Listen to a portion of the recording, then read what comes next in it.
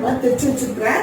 இதுல பாருங்க, பாத்தீங்கன்னா இந்த மாதிரி சாரி போச்சுன்னா நம்ம இந்த மாதிரி ஓகேங்களா, இந்த மாதிரி இருக்கும்.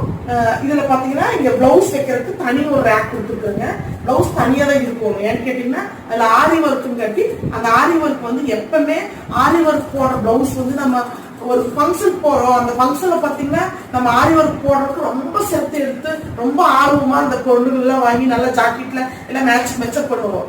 அதே ஒரு கல்யாணமோ ஒரு முகூர்த்த பெண் பிள்ளையே சொல்றேன், எங்க சொந்தத்துல என் தம்பி பொண்டாட்டியே இந்த தப்பு பண்ணிருக்கிறாங்க, அசால்ட்டா விட்டுட்டாங்க.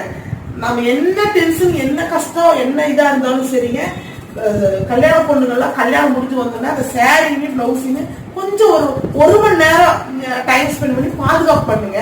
அதுக்கப்புறம் நீங்க ஜாலியாவோ எப்படியோ இருந்துட்டு ஒன்றும் பிரச்சனை இல்லை. ஓகேங்களா, நான் எங்க பொண்ணுக்கு இதான் சொல்லி கொடுத்துருக்கிறேன். இப்ப பாத்தீங்கன்னா இல்ல நான் ஆரி ஒர்க் போட்டு வச்சிருக்கேன் இந்த பிளவுஸ்ல. இது பிளவுஸ் ஆரி ஒர்க் போட்டுக்கிறோம்.